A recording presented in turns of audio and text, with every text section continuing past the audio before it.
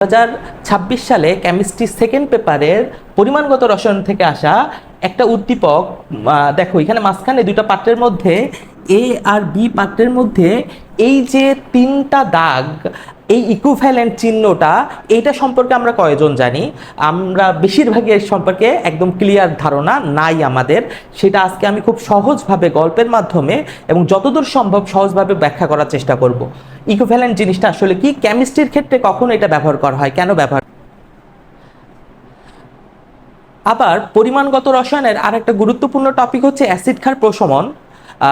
তো ওইখানে দেখবা হাজারি স্যার বলো বা গুহ স্যারের বই বলো, দুইটা বইয়ে বলা আছে তুল্য পরিমাণ অ্যাসিড, তুল্য মোল পরিমাণ অ্যাসিড তুল্য মোল পরিমাণ ক্ষারের সাথে সম্পূর্ণরূপে বিক্রিয়া করে যদি নিঃশেষ হয়ে যায়, একে অপরের বৈশিষ্ট্য সম্পূর্ণভাবে শেষ হয়ে যায়, অর্থাৎ অ্যাসিডের অ্যাসিডীয় বৈশিষ্ট্য বা ক্ষারের ক্ষারীয় বৈশিষ্ট্য শেষ হয়ে যায়, তাহলে তাকে হচ্ছে প্রশমন বলে, ওই বিন্দুটাকে প্রশমন বিন্দু বলে।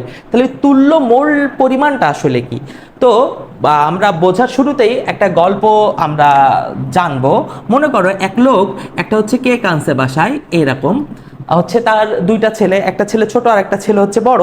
তো উনি মাঝখান দিয়ে ভাগ করলো, মাঝখান দিয়ে ভাগ করে দুইটা ছেলেকে দুইটা দিল, একটা ছেলে একটুক পেলো আর একটা ছেলে একটুক পেলো।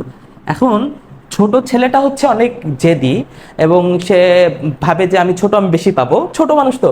এখন ও ভাবতেছে যে আমার দুই ভাইয়ের সমান হয়েছে, এটা ওর খুবই আনইজি লাগতেছে এবং খুব খারাপ লাগতেছে যে না, ওর বেশি পেতে হবে। এখন ওর বাবা কি করলো, একটা বুদ্ধিমান মতো কাজ করলো, ওর কেকটাকে আবার মাঝখান দিয়ে দুই ভাগ করলো। ঠিক আছে, দুই ভাগ করে ছোট ভাইকে কি করে বোঝালো, দেখো ওর হচ্ছে গিয়ে বলল যে দেখো তোমার এই দেখো দুই ভাগ, আর তোমার বড় ভাইয়ের এই দেখো একটা ভাগ। এখন তুমি বলো,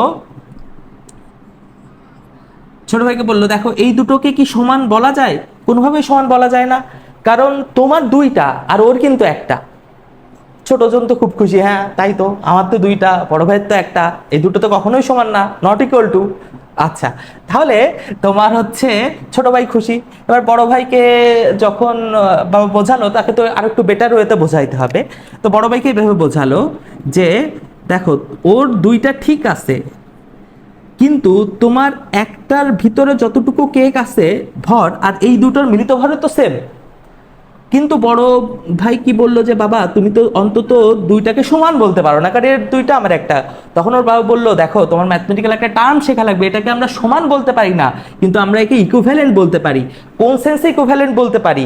এই দুটার ভর সেম বা এই দুটোতে সমান পরিমাণ কেক আছে সেই সেন্সে বলতে পারি, কিন্তু সংখ্যার দিক থেকে তো আমরা সমান বলতে পারি না। যেমন মনে করো যে 100 টাকার একটি নোট ইকুইভ্যালেন্ট 10 টাকার 10টি নোট। মানের দিক থেকে কিন্তু দুইটা সেম, কিন্তু সংখ্যার দিক থেকে তো এটা 10টা, কিন্তু এটা একটাই 100 টাকা, কিন্তু মানের দিক থেকে তো দুটাই সেম। তাহলে এই দুটোর মাঝখানে ইকুইভ্যালেন্ট লেখা যায়। আশা করি ইকুইভ্যালেন্টটা বুঝছো, কিন্তু মোস্ট ইম্পর্টেন্ট হচ্ছে এইটাই বোঝা। তো এটাইও আমরা বোঝার চেষ্টা করি যে এই দুই পাত্রের মধ্যে কেন ইকুইভ্যালেন্ট দিল, এবং ইকুইভ্যালেন্ট কনসেপ্টটা খুব ডিটেলসলি আমরা বোঝার চেষ্টা করব সহজভাবে। দেখো অনেক অনেক গুরুত্বপূর্ণ জিনিস। আসো আমরা বিক্রিয়াটা যদি করি, H2O2 অম্লীয় মাধ্যম বলছে, তাহলে H2SO4 প্লাস K2Cr2O7 তৈরি হবে কি O2, আর তৈরি হবে কি Cr2SO4 প্লাস K2SO4 প্লাস পানি। আচ্ছা, এটা আমরা সমতা করব না, কারণ আমরা একটা জিনিস বোঝার চেষ্টা করতেছি, সমতা পরে করব। দেখো এখানে পারঅক্সাইড, যেহেতু হাইড্রোজেন পারঅক্সাইড, এখানে অক্সিজেন জারণ সংখ্যা -1, তুমি জানো এখানে হচ্ছে অক্সিজেন অণু, তাহলে এখানে জারণ সংখ্যা কত? 0। তাহলে -1 থেকে 0 হয়েছে, নিশ্চয়ই ইলেকট্রন দান করছে, মাইনাস মানে বেশি ছিল, ইলেকট্রন দান করে 0 হয়ে গেছে। আচ্ছা, এইখানে ক্রোমিয়ামের জারণ সংখ্যা কিন্তু +6, এখানে কিন্তু এসে +3 হয়ে যায়। তো +6 থেকে +3 হইছে, কয়টা ইলেকট্রন গ্রহণ করছে? 3টা। কিন্তু এখানে ক্রোমিয়াম যেহেতু দুইটা আছে, দুইটা মিলে কয়টা ইলেকট্রন গ্রহণ করছে? দুইটা মিলে মোট 6টা ইলেকট্রন গ্রহণ করছে। তাহলে কি আমি বলতে পারি এই H2O2 পারঅক্সাইডে আলটিমেটলি কয়টা ইলেকট্রন দান করে? 2টা ইলেকট্রন হচ্ছে গিয়ে দান করে। খুবই গুরুত্বপূর্ণ, ঠান্ডা মাথায় খেয়াল করো। এ কয়টা ইলেকট্রন গ্রহণ করে? 6টি ইলেকট্রন গ্রহণ করে।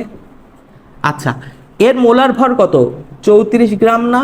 এর মোলার ভর কত করে দেখো, পটাশিয়ামের 39 × 2, ক্রোমিয়াম 52 × 2, অক্সিজেনের 16 × 7 আসবে 294 গ্রাম পার মোল বলতে পারো, গ্রাম পার মোল বলতে পারো।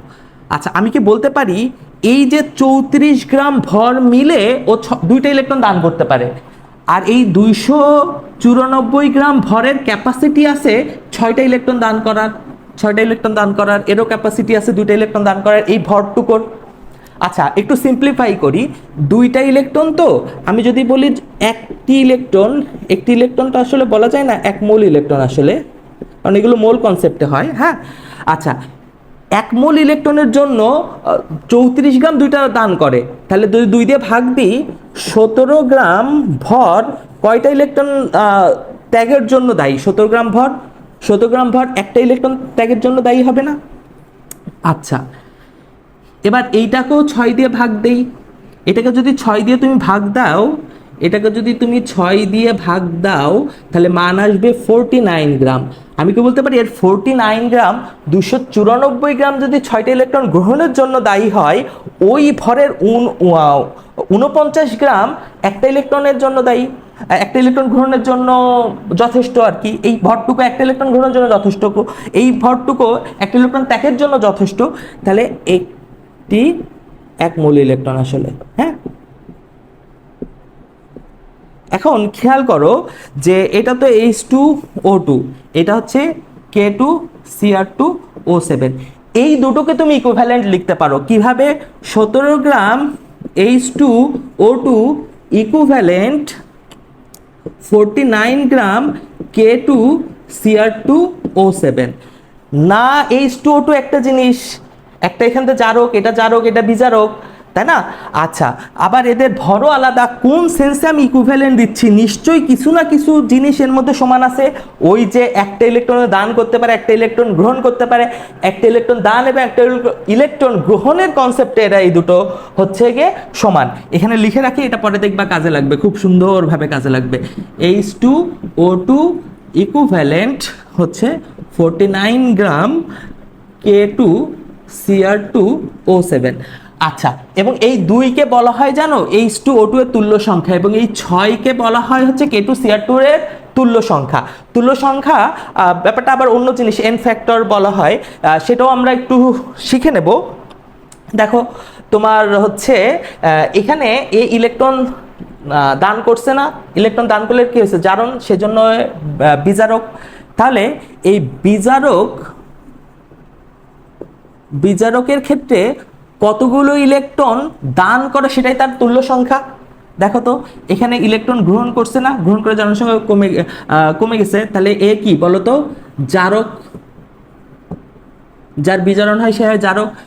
জারকের তুল্য সংখ্যা কি হবে বলো তো? যতগুলো ইলেকট্রন সে গ্রহণ করে। বিজারক হচ্ছে যতগুলো ইলেকট্রন দান করে সেটা হচ্ছে তার তুল্য সংখ্যা, আর জারকের যতগুলো ইলেকট্রন গ্রহণ করে সেটা হচ্ছে তার তুল্য সংখ্যা।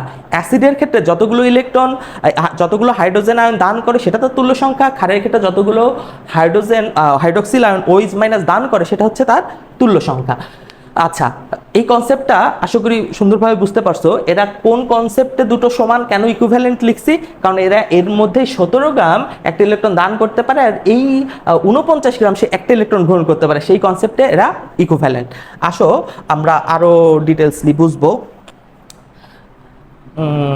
সেটা বোঝার জন্য এখন আমাদের আগে একটু নর্মালিটি বোঝা লাগবে। নর্মালিটি খুবই গুরুত্বপূর্ণ কনসেপ্ট।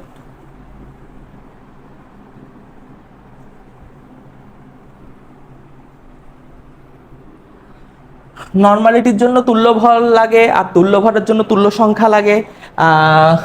H2SO4 এর ক্ষেত্রেও একটু আসলে বুঝে নেই। দেখো, H2SO4 প্লাস NaOH তৈরি হবে কি বলতো? Na2SO4 plus H2O। আচ্ছা, অনুরূপভাবে HCl আর NaOH যদি করি তাহলে তৈরি হবে NaCl প্লাস H2O। খেয়াল করো, এর মোলার ভর 36.5, এর মোলার ভর 40 গ্রাম, তাই না? আচ্ছা, এ কয়টা H+ দান করে? একটা ইস প্লাসই দান করে, এ কয়টা ইস মাইনাস দান করে, একটা ইস মাইনাসই দান করে, তাহলে তুল্য সংখ্যা কত, এক না?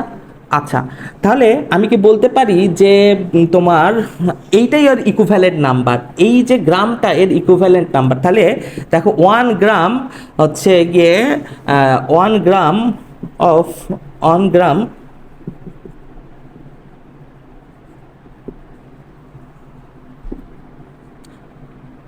1 গ্রাম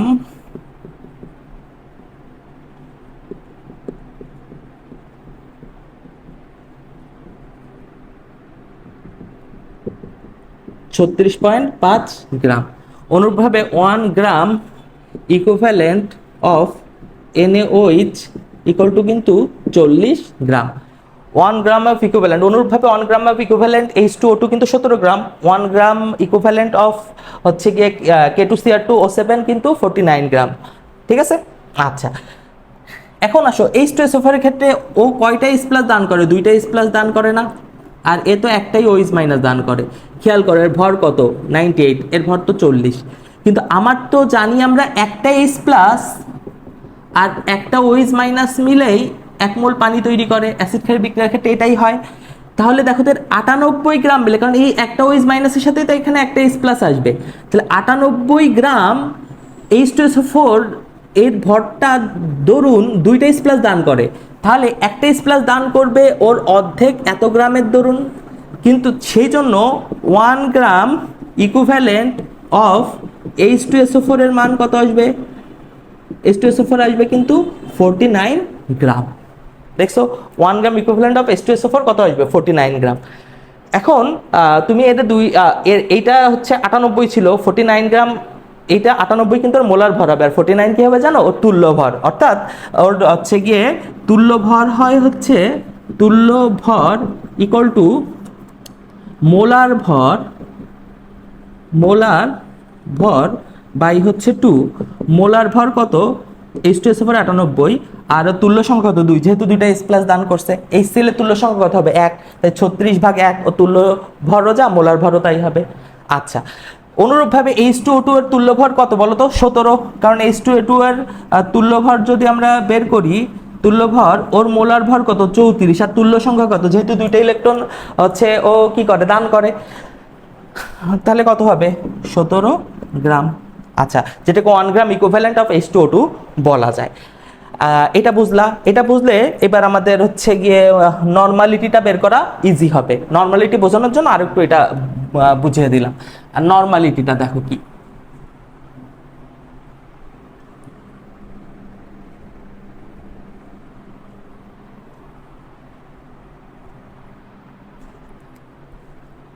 আগে দেখো মোলারিটি লিখি,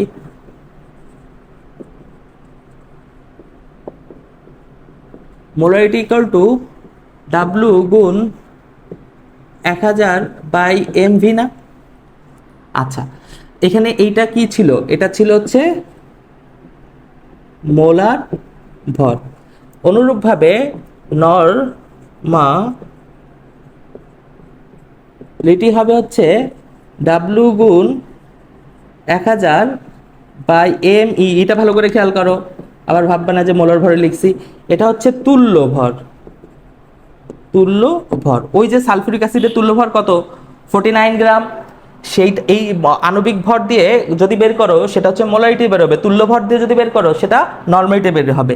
এখন তুল্য ভর কি করে বের করে, একটু আগেই দেখছিলাম, W গুণ 1000 ভাই আণবিক ভরকে ওর মোলার ভরকে যদি ওর তুল্য সংখ্যা হচ্ছে তুল্য সংখ্যা, H2SO4 এর তুল্য সংখ্যা 2 ছিল, আচ্ছা মোলার ভরকে তুল্য সংখ্যা দিয়ে ভাগ দিলে দেখো তো এটা কিভাবে দাঁড়ায়, W গুণ 1000/m ইন্টু ভি ইন্টু ই, সিম্পল বীজগণিতিক ক্যালকুলেশন করলে এটা S ইন্টু ই, একটা খুবই গুরুত্বপূর্ণ equation, N equal to S into E।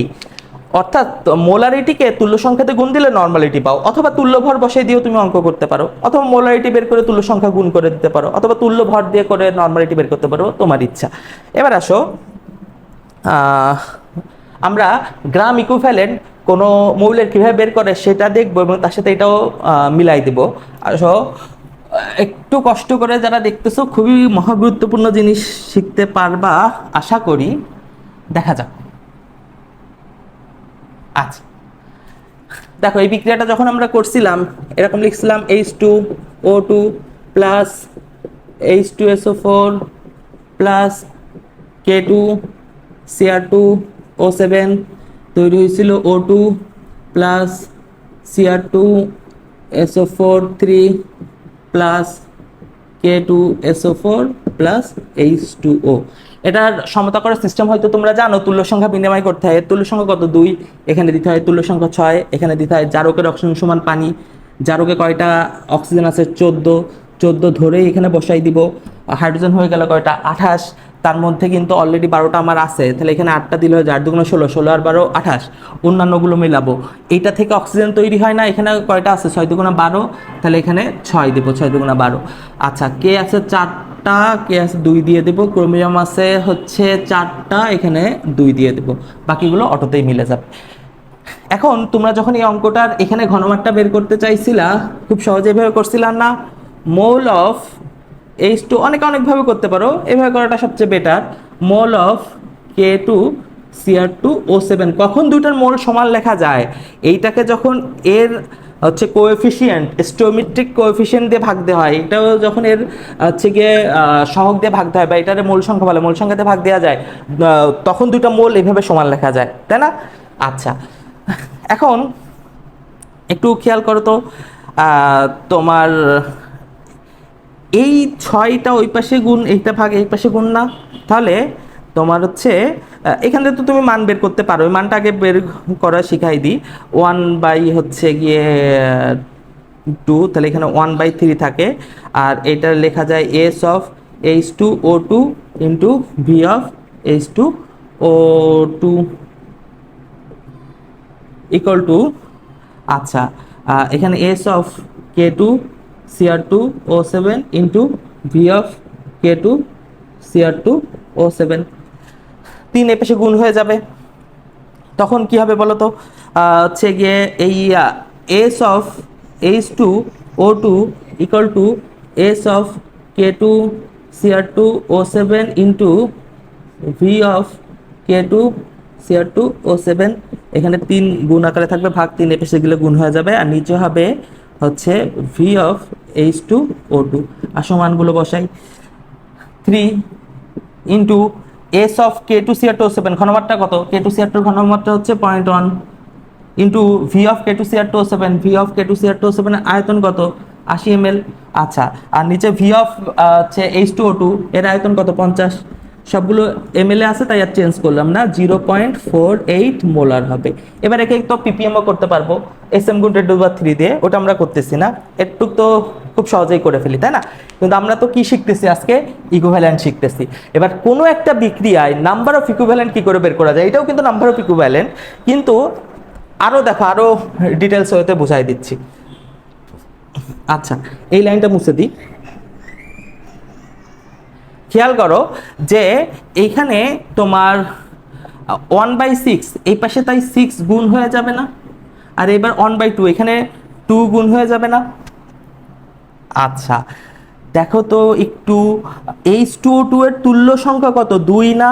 এটা কি H2O2 এর ঘনমাত্রা না? ঘনমাত্রার সাথে ওই যে নরমালিটির সূত্র কি বের করছিলাম? নরমালিটি S ইন্টু হচ্ছে গিয়ে কত? ই হচ্ছে তুল্য সংখ্যা। তাহলে এইখানে কি নরমালিটি লেখা যায়? H2O2 এর নরমালিটি ইন্টু এখানে কি V অফ H2O2। অনুরূপভাবে এইটার তুল্য সংখ্যা না? এই 6টাই পাশে লিখি, এই তুল্য সংখ্যার সাথে এইটার ঘনমাত্রা না? S অফ K2Cr2O7 এর ঘনমাত্রা না? তার সাথে যদি তুল্য সংখ্যা গুণ দেই, তাহলে কি হয়ে যাবে? তোমার হচ্ছে এর নরমালিটি হয়ে যাবে K2Cr2O7 into V of K2Cr2O7, তো আমার আছেই। এই জিনিসটা করলে আসলে যে মান পাও, সেটাই হচ্ছে গিয়ে তোমার কি জানো? সেটাই হচ্ছে গিয়ে ইকুইভ্যালেন্ট। তাহলে দেখো, নাম্বার অফ ইকুইভ্যালেন্ট নির্ণয় সূত্রটা কি জানো?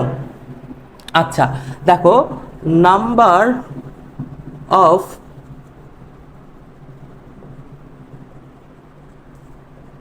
মনে রাখবা, নাম্বার অফ ইকুইভ্যালেন্ট নির্ণয় সূত্র,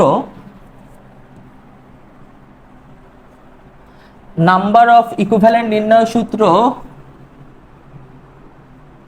ঘনমাত্রা, যদি সেটা কিসে থাকে? মোলারিটি।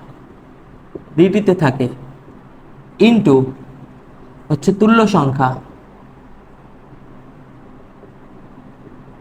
ইনটু কি হবে বলো তো,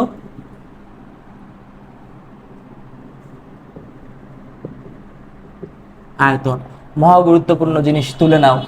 অর্থাৎ নাম্বার অফ ইকুইভ্যালেন্ট যদি কোনোটা বের করতে বলে কোনো বিক্রিয়ার এই পাত্রে, এখন তো আমরা এটা জেনে গেছি ঘনমাত্রা কত 0.48, তাহলে আমরা এখন এই পাত্রের ইকুইভ্যালেন্ট বের করতে পারবো না?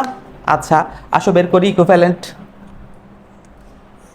আসলে মূল জিনিস কি জানো, মূল জিনিস কিন্তু এটা থেকেই হচ্ছে গিয়ে এটা আসে। কিন্তু হ্যাঁ তুমি এইভাবে করো কোনো সমস্যা নেই, এভাবেই করতে হয়, খুব সহজে সবাই এভাবেই করে, কিন্তু মূল কনসেপ্ট কিন্তু এইটা। তোমাকে যদি জিজ্ঞেস করা হয় ইকুইভ্যালেন্ট কি, ইকুইভ্যালেন্ট কিন্তু তোমাকে এটাই বলতে হবে, এটাই হচ্ছে আমার ইকুইভ্যালেন্ট নাম্বার, এটা ইকুইভ্যালেন্ট নাম্বার। হ্যাঁ দেখবো দুটার ইকুইভ্যালেন্ট নাম্বার দুই পাশে সেম আসছে, নাম্বার ইকুইভ্যালেন্ট এই পাত্রেও যায় এই পাত্রেও তাই সেম আসছে। ইকুইভ্যালেন্ট কিন্তু একটা তোমার কোনো ভর না, ওর সাথে তুমি আণবিক ভর, ওর সাথে তুমি ভর গুণ দিয়ে, এখানে দেখবো তুল্য ভর গুণ দিয়ে তুমি গ্রামও বের করতে পারো। আসলে সব দেখাই দিচ্ছে, কোনো সমস্যা নেই। এখন আমরা এ পাত্রের নাম্বার অফ ইকুইভ্যালেন্ট বের করব।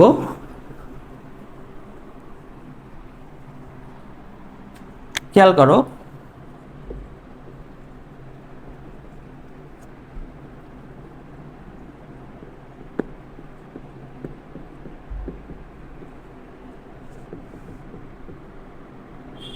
তাই না, number of equivalent of H2O2 এ পাত্রে, স্পেসিফিক এ পাত্রে, সূত্র কি ছিল? S ইন্টু ই ইন্টু ভি। এস এর মান কত 0.48, ইন্টু ইর মান কত 2, ইন্টু ভির মান কত 0.05। অবশ্যই লিটারে বসাইতে হবে, হ্যাঁ অবশ্যই লিটারে বসাইতে হবে। এখন এটা লিটারে বসাইতে হবে, করলে 0.048 আসে। আচ্ছা তাহলে number of equivalent of K2 Cr2O7 কত আসবে? S ইন্টু ই ইন্টু ভি, সবসময় মনে রাখবা। এস এর মান কত 0.1, ইর মান কত 6, ভির মান কত 0.08। এটার ক্ষেত্রে ছয়টা কত 48 না, আর পয়েন্ট চলে আসে 0.048 হয়। দেখছো দুইটা নাম্বার অফ ইকুইভ্যালেন্ট সমান হয়, এটাই তো মূল জিনিস। নাম্বার দুইটার ইকুইভ্যালেন্ট নাম্বার সেম হয়, তার মানে এস ইন্টু ই ইন্টু ভি, এই পাশে এস ইন্টু ই ইন্টু ভি। এই ইটারে মানে এটা তো তোমার H2O2 তাই না, এটাও H2O2, এটাও H2O2, এটাও H2O2, এটাও H2O2, সরি এটা H2O2, এটা H2O2, এটা K2Cr2O7, এটাও K2Cr2O7, এটাও K2Cr2O7 এর ই অফ এটা নিচে ভাগ দাও, তাহলে কত হয় দেখো তো, S into V by E of K2Cr2O7, আর S ইন্টু ভি এই ইটা এই পাশে ভাগ দাও, ই অফ H2O2 K2Cr2O7। খেয়াল করো এটা খেয়াল করো। এখন দেখো তো এই এস ভি সমান সমান কি এন না, এন অফ H2O2, আর ই অফ K2Cr2O7 কত ছিল 6 ছিল না। আচ্ছা এস আর ভি কত, এন এন অফ কি K2Cr2O7, R E of H2O2 কত ছিল 2 ছিল না। এরকমই প্রথম লাইনে বেরোইছিল কিনা, যেটা আসলে কোন কনসেপ্ট থেকে আসছে, এর নাম্বার অফ ইকুইভ্যালেন্ট আর এর নাম্বার অফ ইকুইভ্যালেন্ট দুইটা সেম হয়, সেই কনসেপ্টে আমরা এটা লেখা থেকে শুরু করে তারপরে এখানে এসে অঙ্ক করে ফেলতে পারি। তুমি তো একবারে এইভাবে করবে সমস্যা নেই, কিন্তু কনসেপ্ট আগে বোঝো। কনসেপ্ট না বুঝলে অন্য অন্য অনেক অঙ্কে বা জটিল করে দিলে তুমি আটকে যেতে পারো। আচ্ছা যাই হোক, দুটো নাম্বার ইকুইভ্যালেন্ট কি সমান হয়েছে। এবার মজার জিনিস দেখো, এর সাথে তুমি তুল্য ভর গুণ দাও। এখন তুমি বলতে পারো আচ্ছা নাম্বার অফ ইকুইভ্যালেন্ট আমি গ্রামের লিখবো, যে এর আসলে কত গ্রাম, ওর কত গ্রামের সাথে বিক্রিয়া করছে। এটা তো জানি আমরা 17 গ্রাম 48 গ্রামের সাথে বিক্রিয়া করে এক মৌল ইলেকট্রন আদান প্রদান হয়, তাই তারা ইকুইভ্যালেন্ট। কিন্তু এই পাত্রে তো 17 গ্রাম নাই, বা এই পাত্রে তো 49 গ্রাম নাই, তাহলে এর কত গ্রামের সাথে গুণ করছে। বেশিরভাগই ভুল করে এখানে কি আণবিক ভর দিয়ে গুণ দিবা, নো। যখনই তুমি এস ইন্টু ই করছো তখনই সেটা নর্মালিটি হয়ে গেছে, আর নর্মালিটির সাথে তুমি যদি ভর বের করতে চাও ওর তুল্য ভর দিয়ে গুণ দেওয়া লাগে, আণবিক ভর দিয়ে গুণ দিলে হবে না। মান কত আসবে জানো, 0.816 গ্রাম আসবে। আচ্ছা এটার সাথে যদি তুল্য ভর 49 দিয়ে গুণ দাও কত আসবে, 2.352, ঠিক আছে গ্রাম।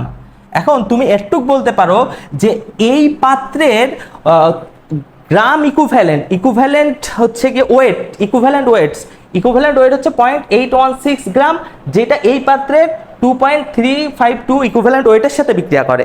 এবার আসো এটার সাথে হচ্ছে কি আমরা ফিলটা নিই। কিভাবে ফিলটা নিই দেখো বুঝবা। 17 গ্রাম H2O2 একটা ইলেকট্রন দান করে কার সাথে বিক্রিয়া করে? 49 গ্রাম হচ্ছে গিয়ে K2Cr2O7 এর সাথে বিক্রিয়া করে না? তাহলে 1 গ্রাম H2O2 কত গ্রামের সাথে বিক্রিয়া করবে? 49 ভাগ হচ্ছে গিয়ে 17 গ্রাম K2Cr2O7 এর সাথে। অতএব হচ্ছে গিয়ে কত গ্রাম আছে দেখো তো? H2O2 0.816 গ্রাম, H2O2 কত গ্রামের সাথে? 49 ইন্টু 0.816 ভাগ হচ্ছে 17, মান দেখো ওইটাই আসবে হচ্ছে 2.352 গ্রামের সাথে। ফিল আসছে এর এত গ্রাম, ঠিকই এত গ্রামের সাথে বিক্রিয়া করছে। তাহলে এটা যেমন ইকুইভ্যালেন্ট, এটাও তেমন ইকুইভ্যালেন্ট। বুঝছো? আচ্ছা, তো এই হচ্ছে আমাদের মূল কনসেপ্ট। আশা করি বুঝতে পারছো।